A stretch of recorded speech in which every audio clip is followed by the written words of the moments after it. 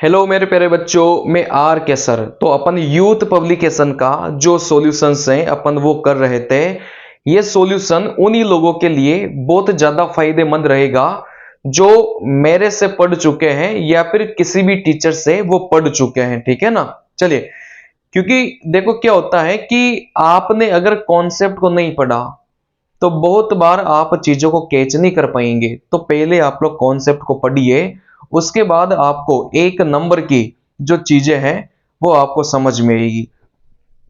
इस किताब का सॉल्यूशन मैं आपको बता रहा हूं। अगर किसी को इसकी पीडीएफ चाहिए बिल्कुल लेटेस्ट वाली तो आप मुझे मैसेज कर सकते हैं। ठीक है ना। जो डिस्क्रिप्शन में मैंने व्हाट्सएप नंबर दे के रखा है, आप उस पर मुझे मैसेज कर सकते हैं, या फिर जो टेलीग्राम का लिंक है आप वहां पर जाके ज्वाइन करके इस पीडीएफ को डाउनलोड कर सकते हैं। मेरा नाम आर के सर है। मैं एसएससी सीजीएल सिलेक्टेड हूं और आप लोगों को गणित पढ़ाता हूं। इसके अलावा मेरा अलग से पेड कोर्सेज भी हैं जिसकी प्राइस मात्र 499 रुपए। ठीक है ना। चलिए, अगर आप इस 499 वाले बैच को लेते हैं तो फिर आपको अलग से गणित में कोई भी किताब पढ़ने की आवश्यकता नहीं पड़ेगी।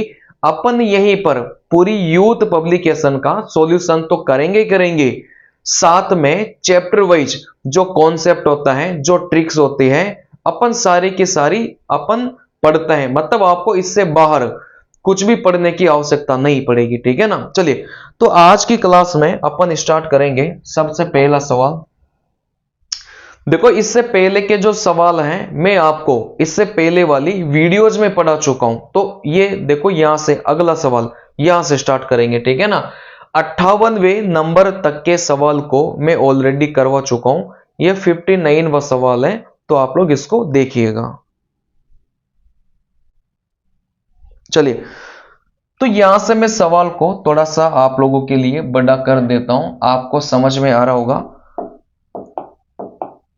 देखो, यहां से समझना, सवाल में बोला गया था कि रामू अपनी आय का 72% व्यय कर देता है, उसकी आय में 12% की वृद्धि होती है और वह अपने व्यय में 5% की वृद्धि करता है। यदि रामू पहले वाई की बचत करता था और वेतन वृद्धि के बाद अब वह ₹100 की बचत करता है, फिर आपको इसका मान निकालना था। ठीक है ना। चलिए, देखो, आपको सबसे पहले तो ये बात पता होनी चाहिए कि जो आय है वो क्या होती है। देखो, आय बहुत आसान है। आप बोलेंगे सर खर्च प्लस में क्या होता है, बचत होता है। ठीक है ना। चलिए, देखो, यहां से बात को समझना कि आय क्या होती है। अगर आपको खर्चे को अगर आपने खर्चे को बचत में जोड़ दिया तो वही आपकी क्या कहलाएगी, आय कहलाएगी। चलिए, तो यहां से खर्च को अगर बचत में जोड़ेंगे तो फिर यही आपकी क्या कहलाएगी, आय कहलाएगी। ये बात आपको समझ में आनी चाहिए। चलिए, सवाल में अगर कुछ नहीं देके रखा है तो आप जो आय है वो कितनी मान के चलेंगे, 100 मान के चलेंगे। अच्छा, सवाल में क्या बोला है कि 72% वे करेगा। अगर यहां से 100 में से 72 अगर वे करेगा तो फिर बचत कितने की करेगा, आप बोलेंगे सर 28 की बचत करेगा। ठीक है ना। चलिए, देखो, 100 अपन आई मान के चले हैं। अगर खर्च वह 72 की करेगा, देखो वे का मतलब भी खर्च करना होता है, तो 72 अगर वो खर्च करेगा तो फिर बचत कितने की करेगा, वो 28 की करेगा। क्योंकि इन दोनों का जो योग है वो किसके बराबर आना चाहिए, 100 के बराबर आना चाहिए। चलिए, देखो, अब सवाल में इस आय के बारे में भी कुछ बोलेगा, इस खर्च के बारे में भी कुछ बोलेगा और इस बचत के बारे में भी कुछ बोलेगा। सवाल में बोला गया था कि आय में 12% की वृद्धि होती है। ठीक है ना। इस आय में 12% की वृद्धि होती है, तो ये जो आय है वो बढ़कर कितनी हो जाएगी, 112 हो जाएगी। देखो, आय आपके पास में 100 थी, 12% की वृद्धि, तो ये जो आय है वो बढ़कर कितनी हो जाएगी, 112 अपनी निकल के आ जाएगी। ठीक है ना। चलिए, सवाल में बोला गया था कि वे में 5% की वृद्धि करता है। ये जो अपना खर्चा था इसमें 5% की वृद्धि करेगा। अच्छा, मुझे बताइए कि कोई भी नंबर पहले 72 था, अगर आपने 5% की वृद्धि की है तो वृद्धि के बाद में ये जो संख्या है वो कितनी निकल के आ जाएगी। बहुत आसान है, ठीक है ना। देखो 72 का 5% निकालिए। आप बोलेंगे सर 72 का जो 5% है वो कितना निकल के आ जाएगा। आप बोलेंगे देखो यहां से 5 दूनी 10, 7 पंजे 35 और यहां से कितना हो जाएगा 36 हो जाएगा। बट्टे में 100 करोगे तो आप बोलेंगे सर इस 72 का 5% कितना निकल के आ जाएगा 3.6 आ जाएगा। भाई 72 5% निकालेंगे 5 बट्टे में 100, 72 को 5 से गुणा करेंगे तो 360 मिलेगा। इसको 100 से भाग करोगे, 0 से 0 गया तो यहां से इस 72 का 5% कितना आ गया 3.6 आ गया, ठीक है ना। चलिए देखो यहां से सवाल में क्या बोला है कि इस 72 में 5% की वृद्धि करवानी है। 5% का मतलब 3.6 की वृद्धि करवानी है। अगर 72 में 3.6 जोड़ेंगे तो आप बोलेंगे कि यह बढ़कर कितना हो जाएगा 75.6 हो जाएगा, ठीक है ना। चलिए तो यहां से इस खर्च में 5% की वृद्धि, अगर खर्च में 5% की वृद्धि होगी तो फिर यह बढ़कर कितने हो जाएगी 75.6 हो जाएगी, ठीक है ना। अभी भी आपको यही करना है कि आय बराबर खर्च प्लस में बचत होता है।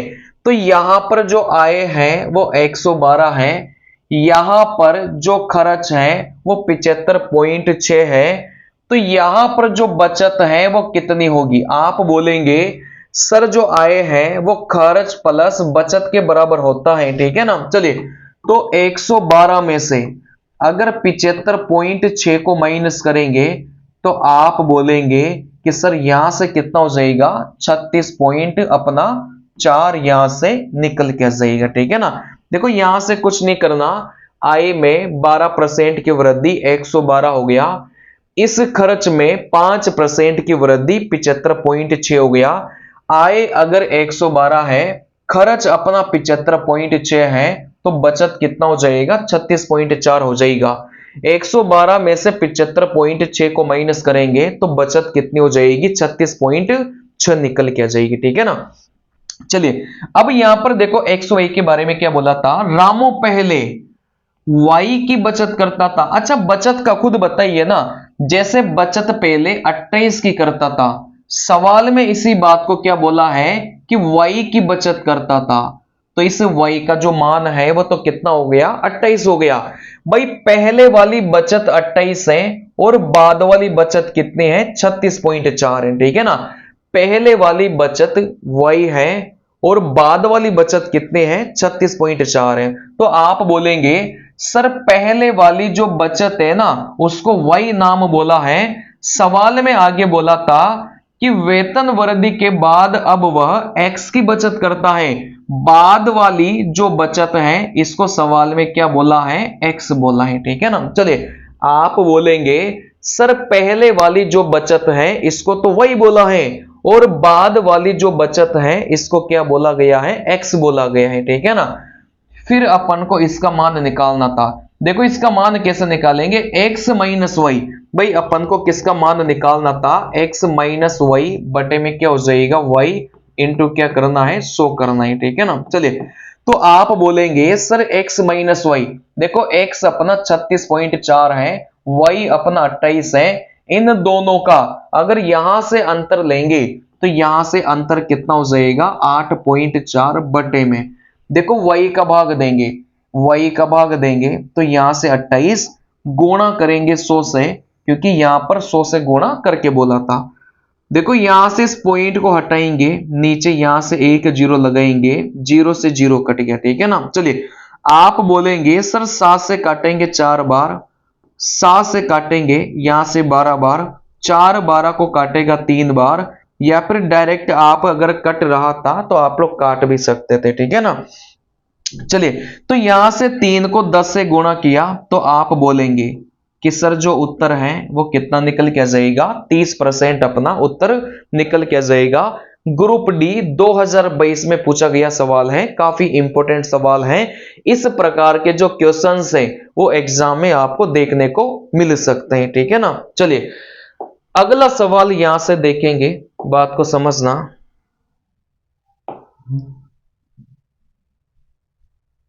चलिए मैं सवाल को आपके लिए यहां से बड़ा कर देता हूं, आप लोग इस सवाल को बनाइए। देखो सवाल में क्या बोला है, ये भी ग्रुप डी का 2022 का क्वेश्चंस है। देखो ग्रुप डी के क्वेश्चंस बहुत अच्छे अच्छे पूछे गए थे पिछली बार, ठीक है ना। तो आपको बढ़िया से अगर स्कोर करना है ना, तो आप मेरे बैच को ले सकते हैं, जो मतलब कॉन्सेप्ट और ट्रिक्स वाला बेस रहेगा, जिसमें बिल्कुल बेसिक टू एडवांस पढ़ाया जाएगा, ठीक है ना। चलिए फिर आपको इन सवालों में कोई समस्या नहीं है कि सवाल आपको बहुत आसान लगेंगे। बनाइए एक बार।